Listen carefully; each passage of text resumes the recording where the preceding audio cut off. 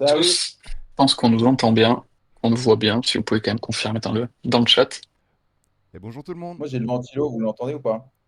Non, ça va. Non, c'est net. Top. Salut à tous. C'est Bon, cool, il y a désolé du monde. pour la musique, je crois qu'on fasse mieux, hein. La petite musique d'attente Discord. Mais tu peux désactiver en bas, hein. Tu Ah, peux, sur la petite note. j'ai vu un C'est vrai truc. elle rend vite fou. Ambiance ascenseur, ouais. Ouais, un censeur interminable. Ouais, Thibaut, t'enregistres du coup là maintenant ou pas ouais, encore? ouais, on est bon. Par contre, effectivement, le Ok. partage, il faudra revoir. J'ai peur que ça reset Thomas, donc bah, on va voir. Ouais. Est-ce que je l'ai coupé? Ouais, Ok, bah écoute, quand je le lancerai, tu je te dirai. Ouais. dis-moi. Ok. On en a qui ont aimé la musique, mais bon, ils ont des goûts un peu spéciaux. C'est des gens qui vont au Hellfest, des trucs comme ça. Bon, bah, bienvenue à tous.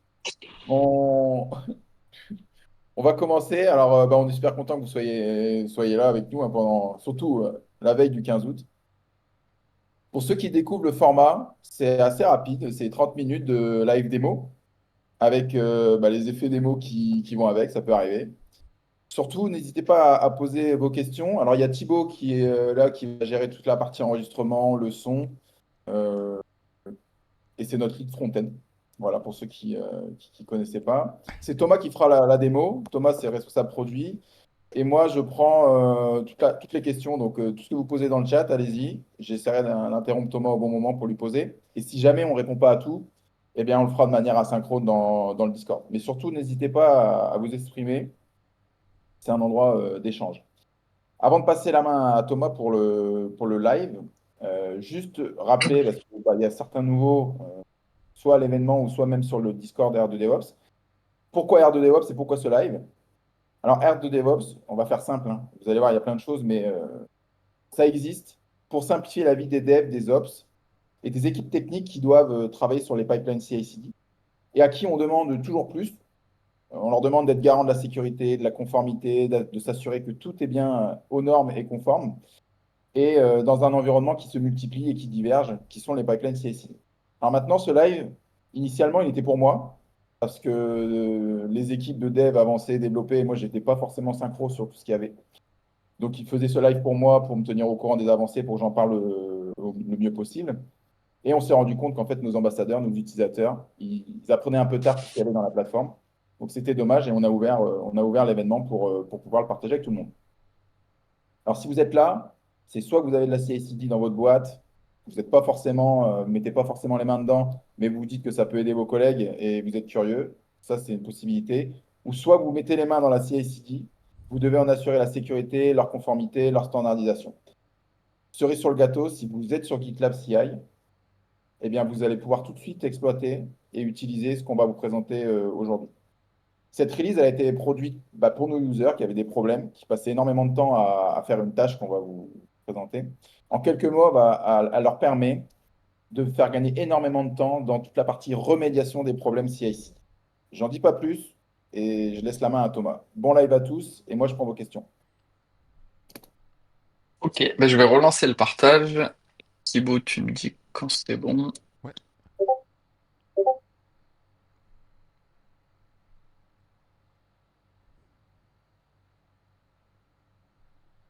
Ok. 60 FPS, source. Ouais, j'ai l'impression qu'on est bon. Ouais, c'est nickel. Alors, Ouais, c'est nickel.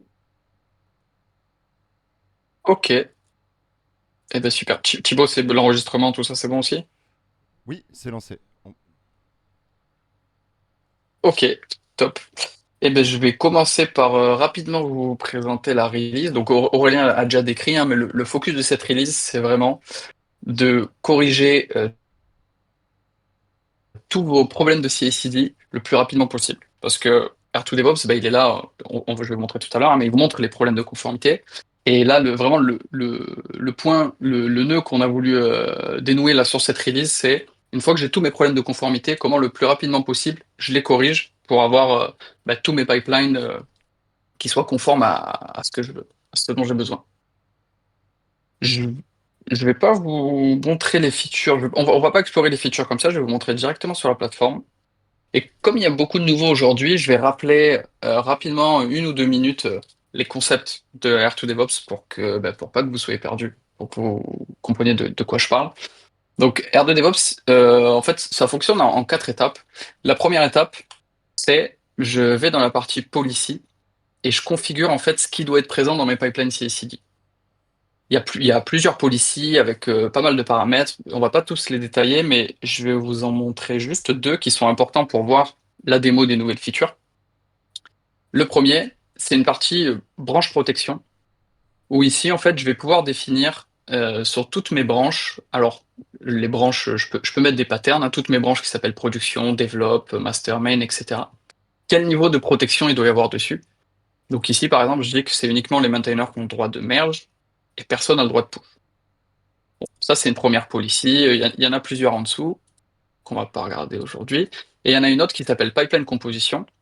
Et celle-ci, bah, le principe, c'est de dire ici, j'ai tous mes components GitLab, mes components ou mes templates que j'inclus dans les projets.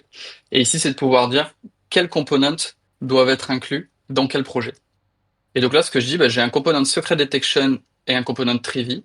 Et il faut que tous mes projets, ça c'est mes projets GitLab qu'on voit ici, il faut que tous mes projets utilisent ce component dans leur CI. Sinon, c'est qu'il y a un problème. Donc ça, c'est l'étape 1, c'est je définis mes policies. L'étape 2, c'est dans R2DevOps, il y a une analyse qui tourne, et ici, on voit le résultat. En fait, tous les problèmes qui ont été trouvés dans les projets, tous les projets qui ne respectent pas les policies. L'étape 3, c'est de les corriger. Et ça, on va voir comment on fait aujourd'hui avec cette nouvelle release. Et l'étape 4, bah, c'est de prouver que c'est corrigé. Donc, bah, à travers ce dashboard d'issue où la courbe doit retomber à 0. Et on a aussi, je ne vais pas les détailler aujourd'hui, mais on a des dashboards de compliance, pardon, avec ISO 27001 et OWASP. Donc, si on attaque bah, sur les nouvelles features, donc la première feature, c'est une feature de recherche avancée. Donc, le use case que les utilisateurs nous ont remonté. Ouais. Il y avait une question ou j'ai entendu du bruit? Non? C'est Ok. j'ai coupé le micro. Ok, donc pas de souci. Donc voilà, le use case de notre utilisateur, c'est bien, R2DevOps me remonte des problèmes, et lui en l'occurrence, ces problèmes, donc là je vais filtrer sur Missing Required Component, il a des centaines de projets, il a besoin que dans tous les projets, il y ait un component qui s'appelle Secret Detection, et ce qu'il me disait, c'est bien, je vois tous mes projets où le component manque, mais je dois aller à la main, créer des merge requests dans chacun des projets pour ajouter le component, c'est pas pratique. Et donc, ce qu'on a fait pour cette release, c'est qu'on lui a permis d'abord de faire une recherche précise des projets qu'il voulait corriger. Parce que quand, admettons, on a 200 projets, on a besoin de rajouter un component, on va avancer étape par étape. Et par exemple, les premiers projets sur lesquels ça va être le plus facile d'intégrer le component, c'est les projets qui n'ont pas de CI. Les projets qui ont une CI vide, c'est facile, je prends le component, je crée une nouvelle CI, je les ajoute. Mais pour ça, il faut d'abord les identifier, ces projets. Et donc, dans les nouvelles features, on a cette recherche avancée. Donc là, je peux faire CI/CD missing true, et je vois tous les projets pour lesquels je n'ai pas de CI/CD. Donc les projets pour lesquels mon component est manquant et qui n'ont pas de CI/CD. Donc là, je peux aussi dire le component manquant, je veux me focus aujourd'hui sur Secret Detection. Et donc là, voilà, j'ai la liste complète de tous les projets où le component manque et qui n'ont pas de CI/CD. Ça, c'est la première feature. C'est la recherche avancée dans les données des issues pour vraiment trouver les quick wins, les premières issues à corriger. Et ensuite, une fois que j'ai mes issues, je peux sélectionner, je vais même tout sélectionner ici sur la page. Donc là, j'en ai une vingtaine. Et je peux cliquer sur Fix. Donc quand je clique sur Fix, il y a une fenêtre qui s'affiche, donc qui me rappelle tous les projets sur lesquels je vais agir, ce que je vais rajouter, le component Secret Detection. J'ai quelques possibilités ici, donc de modifier la branche de référence, changer le nom de la branche qui va être créée. Parce que oui, le fixe, ce qu'il va faire, c'est qu'il va créer une nouvelle branche et il va créer une merge request à partir de cette branche. Donc le nom de la branche, le commit message, le nom de la merge request. Et j'ai aussi les inputs de mes components. Alors là dans l'audience, je ne sais pas si tout le monde est à l'aise avec les components, mais Donc les components sur GitLab maintenant permettent de spécifier des inputs à passer. Et donc là, mon component de secret detection, il a ces 3 inputs, donc un stage, hello failure, Alpine version. Disons que je veux changer l'Alpine version, au lieu de 3.21, je vais mettre 3.22. Et ensuite, je clique sur Fix.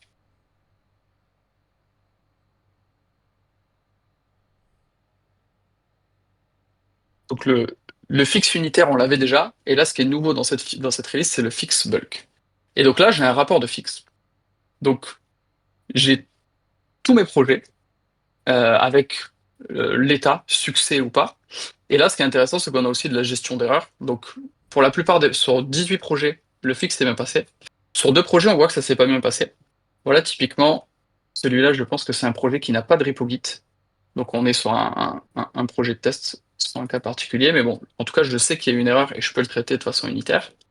Et Terraform Kit, celui-là, je pense que c'est la même chose. On n'a pas de repo Git. OK. Donc ceux-là, bon, je ne vais pas m'amuser à les corriger là pendant la démo, je vais les laisser de côté. Mais en tout cas, pour les 18 autres, je vois que mes fixes se sont bien passés. Donc là, je peux fermer cette fenêtre. J'ai une alerte qui me dit attention, il y a 2 projets que tu n'as pas corrigés, est-ce que tu es sûr de fermer? Mais dans ce cas-là, oui. Et donc là, une fois que j'ai lancé mes fixes, j'ai un nouveau bouton qui est apparu ici qui s'appelle Pipeline Statut et qui me permet de voir pour chaque projet, est-ce que le pipeline est correct ou pas. Donc là, je vois typiquement sur tous ces projets-là, le pipeline est correct. Donc je vais les sélectionner. Et la dernière étape qui est la 3e feature principale de cette release, c'est le merge en masse. Donc je vais corriger en masse, donc c'est-à-dire je vais créer des merge requests pour ajouter mes templates en masse et ensuite je peux merge de la même façon. Donc là, automatiquement, ça va merger mes merge requests directement dans GitLab. Et là, de la même façon, il y a de la gestion d'erreurs. Donc, s'il y a des cas où, par exemple, vous n'avez pas le droit de merge ou il y a encore des approvals qui sont requises, R2DevOps va vous prévenir et vous pourrez aller directement dans la merge request. Mais là, ça s'est bien passé. Bon, ça allait super vite, mais donc ça a mergé. Et ensuite, le dashboard s'est rafraîchi automatiquement et toutes les issues ont disparu. Donc là, par exemple, je peux aller voir. Donc là, ce que je vois ici, c'est uniquement les issues ouvertes d'un R2DevOps. Mais pour vous montrer les issues qui ont été corrigées, je peux sélectionner No Longer Detected, qui est le statut des issues corrigées. Et là-dedans, on voit. Alors, il y en a un peu plus que j'ai dû lancer avant. Mais en tout cas, tout ce que j'ai corrigé là en direct, c'est bien passé dans No Longer Detected. Thomas, Ouais, il y a 2 questions sur ce que tu viens de montrer. Alors, c'est peut-être pour la fin, mais je la pose quand même, on va ouais, ouais, vas-y. dans la tête. Alors, ok, c'est top pour corriger, pour trouver et corriger, mais il y a quelques doutes sur lui qui peut devenir compliqué. Alors, j'imagine, je lis, hein, j'imagine qu'il y a une API derrière. Lui, pour trouver les problèmes et créer la merge request, est-ce qu'on envisage à terme d'implémenter un agent MCP à la place d'une UI? Première question. Je ne sais pas si on a une réponse là ou s'il faut préciser. Il y a une réponse. On réfléchit à implémenter des agents. On n'en est pas encore là. Mais effectivement, aujourd'hui, il y a une UI où il faut quand même cliquer. Alors, on réduit le nombre de clics. Au lieu de faire 4-5 clics par projet, on fait un seul clic pour 20 projets, enfin 20 ou plus, hein. Donc on réduit ce nombre de clics. Aujourd'hui, on n'a pas de fixe direct via IA. Sachant que on commence à intégrer par exemple de la génération de docs de fixe via IA, et notre but c'est ça, sur ce sujet-là, c'est petit à petit que vous sélectionnez les projets, vous faites fixe et que là c'est un agent qui corrige lui-même. Mais ça c'est pas encore dispo. Ok. Et après, autre question de Christophe Chaudier. Est-ce qu'on a prévu de s'interconnecter avec RenovateBot pour automatiser la création de MR? On a, c'est pas dans la roadmap, mais pourquoi pas? S'il y a clairement si on y voit un intérêt, ça peut être intéressant d'en discuter un peu plus, Christophe, sur ce que tu as en tête. Ok. Bon, il n'y a plus de questions pour l'instant. Bah, j'espère que ça répond. Sinon, allez-y, continuez. Je recoupe mon micro. Ok. Donc là, voilà, c'était pour les fixes via correction de merge request, via correction avec merge request, pardon.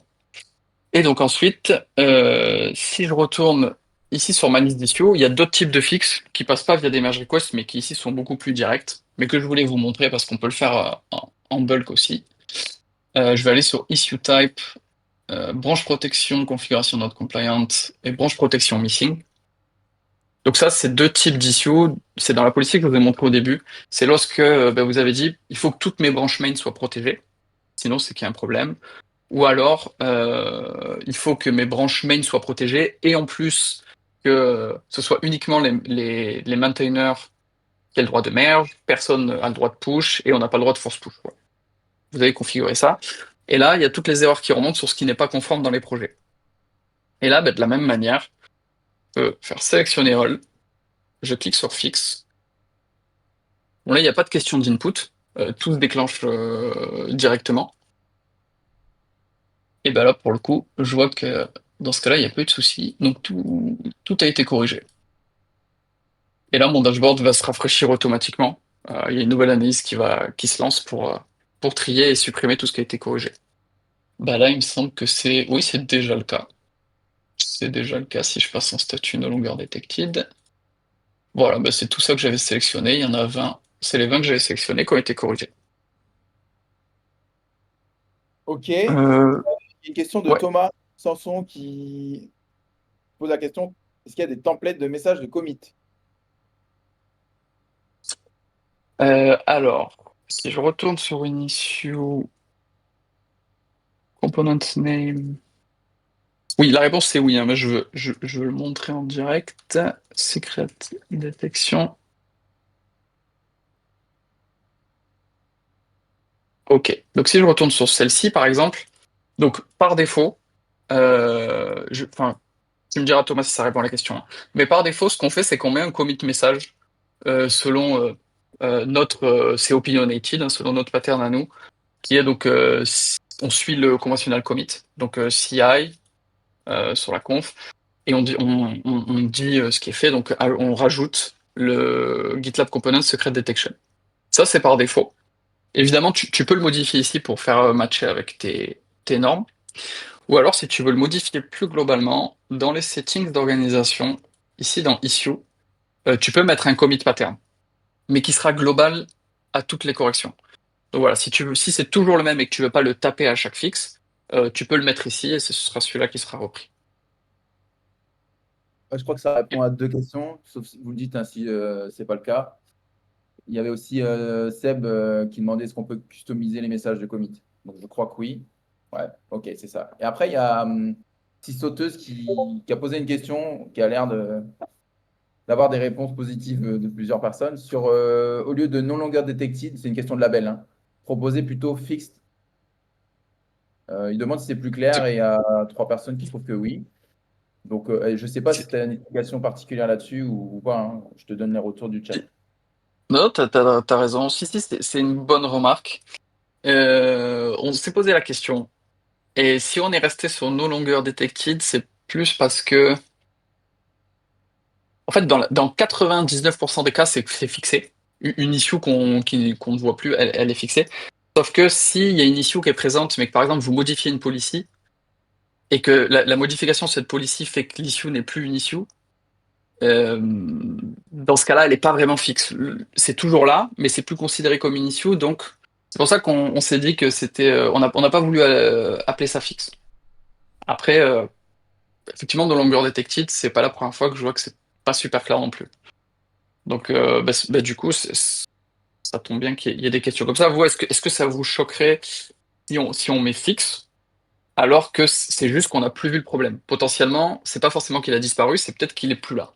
Est-ce que ce serait un problème pour vous ou pas? Je vois que c'est écrit. Thomas qui fait un mix des deux, no longer detected fixed. Si Sauteuse, il se pose la question. Alors, attends, je ne l'ai pas lu. Si la policy change, j'imagine que la liste des issues va changer. C'est Ah vrai, ouais. le Il problème est demande- fixé avec la nouvelle norme aussi. Ouais, ouais. Oh bah c'est bien, c'est cool d'avoir du feedback en direct comme ça. On Pas de devrait souci avec développer avec vous fixe. tous maintenant. ouais. Pas de souci avec fixe. Ok.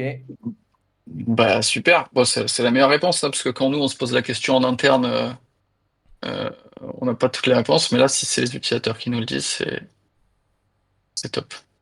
Le fait de casser ton thermomètre est une manière de fixer un problème. C'est vrai, vu comme ça, oui.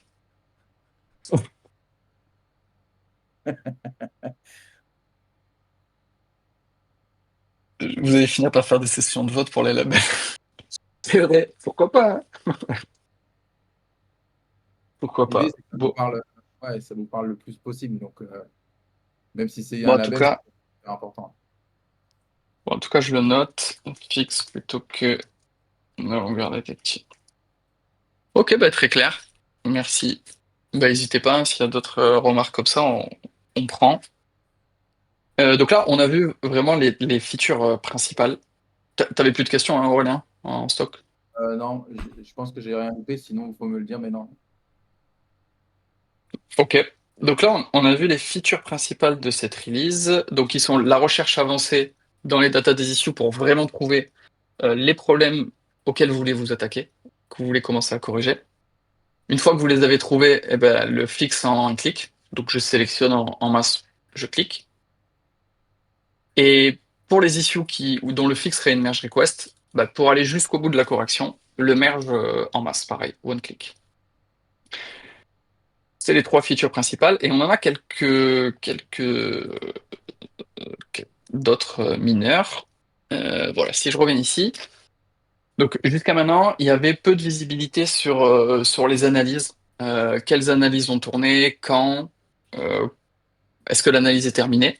Et donc on a rajouté cette page history, voilà, qui vous montre en fait toutes les analyses qui ont tourné, par qui ça a été déclenché, est-ce que c'est manuel ou est-ce que c'est une analyse automatique, son statut et le nombre de projets. Voilà, là on voit une parce qu'en fait à chaque fois qu'on corrige quelque chose, il y a une analyse qui se relance uniquement sur le projet qui a été corrigé. Mais sur une analyse complète, voilà, ça c'est l'analyse que j'ai lancée ce matin. Ouais, ce matin, c'est ça. Sur la totalité de l'instance. Donc là, voilà, ça donne une vue là-dessus. Et puis quand l'analyse est en cours, vous voyez vraiment une barre de progression. On a aussi un détail en plus, alors que je vous ai montré tout à l'heure, mais c'est le fameux CI missing. Jusqu'à maintenant, on montrait pas forcément les pipelines qui n'avaient pas de CI. On vous montrait les pipelines dont la CI était invalide ou manquante, mais il n'y avait pas de détail. Donc on l'a rajouté ici. Ici, pour ceux qui ne connaissent pas cette partie-là, je suis allé dans une page details. Les pages details, c'est vraiment la cartographie de toute votre CI/CD. Donc là, je suis sur pipeline composition. Et ici, on a ajouté ce nouveau champ missing qui dit, ben voilà, ici j'ai une règle qui s'appelle security, qui demande d'avoir les components secret detection et Trivy dans mes projets. Et pour chaque projet, on a l'info de est-ce que c'est présent, est-ce que c'est pas présent, ou alors est-ce qu'il y a une erreur. Et donc il y a cette erreur missing qui est nouvelle. Donc je vois bah, d'abord le premier projet, bah là c'est une erreur d'analyse. Là c'est que le projet est archivé. Ensuite j'ai des configurations invalides. Ensuite j'ai des configurations missing. Donc là il y a pas de CI, missing or empty. Et après bah, j'ai mes projets qui ont une CI mais qui n'ont pas ces templates, ces components, pardon. Et à la toute fin, j'ai ceux qui. Alors ici j'en ai aucun qui a le pipeline parfait, qui a bien secret detection et Trivy. Mais j'ai le détail, voilà. Si je vois que celui-là a bien secret detection, mais il n'a pas Trivy. Bon voilà, ce qui est nouveau, c'est vraiment ce nouveau champ missing qui vous permet de cibler ceux qui n'ont pas de CI. On a aussi modifié les métriques, enfin les charts ici sur toutes les autres pages de details. Donc ici, on a une page de details qui montre tous les templates utilisés sur tous les projets. Donc là, c'est vraiment une cartographie de tous vos templates. Ce qu'on appelle un template, c'est dès qu'il y a une include, que ce soit un component, projet, local, remote, ça va apparaître ici. Et pour chaque include, on voit quel projet fait l'include et en quelle version. Et donc ce qu'on a rajouté, bah, ces charts avaient pas autant d'infos avant. On avait déjà des charts, mais qui comportaient pas toutes ces infos. Donc là, vous voyez rapidement ceux qui sont pas à jour, ceux qui utilisent des versions interdites, parce que dans les policiers RDDoS, vous pouvez dire quelles sont les versions interdites. Par exemple, si vous voulez pas que vos utilisateurs tapent juste sur main, enfin sur quelque chose de mutable, vous pouvez le configurer.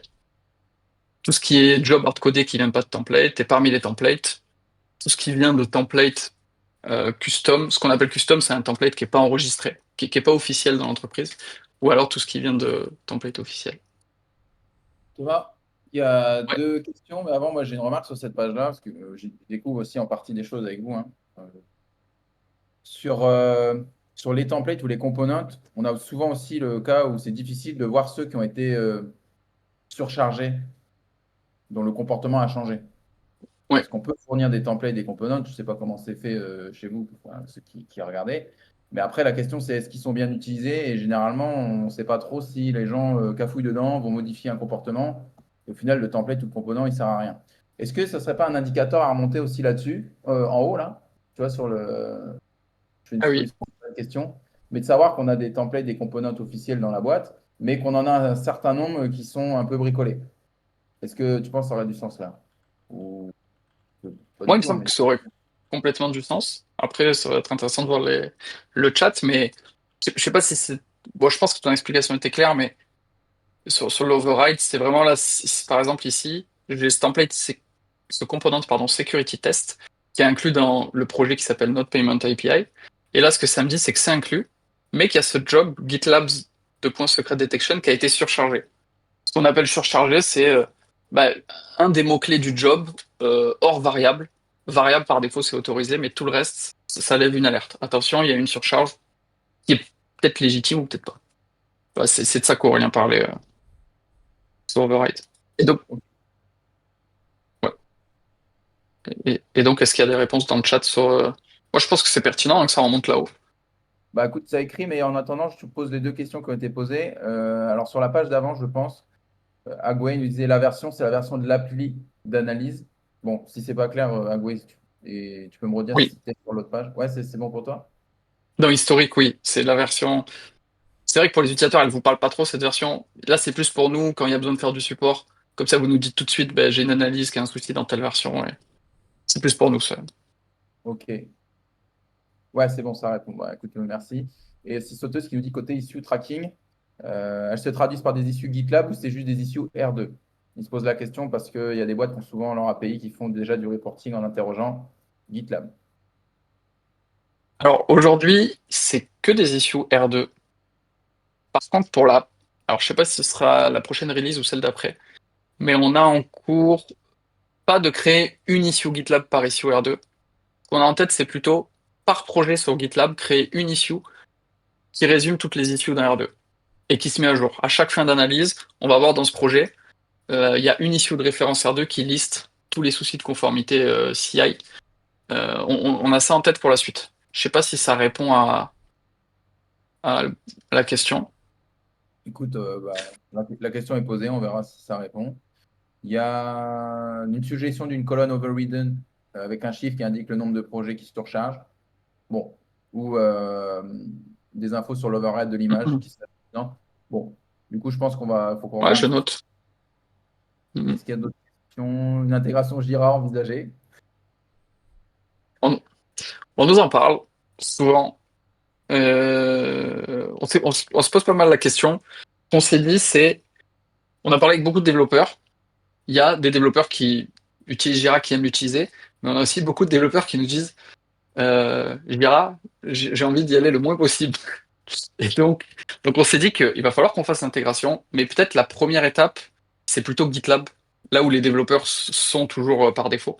Donc on va d'abord faire l'intégration GitLab, telle que je décrivais là, et Jira, ça arrivera certainement après. Ok. On a Christophe qui nous parle une issue avec des tasks GitLab. Peut-être que Je ça pense que rejoint c'est ça. sinon. Est-ce que les Ouais, tasks ouais. GitLab, c'est juste quand on met des cases à cocher dans le Markdown, c'est ça les tasks GitLab, ou c'est autre chose? J'ai ça en tête aussi, mais on laissera répondre. Donc Seb, il est OK avec ce que tu disais hein, sur les issues GitLab, je pense. Cool. Euh, Est-ce qu'il y a d'autres questions?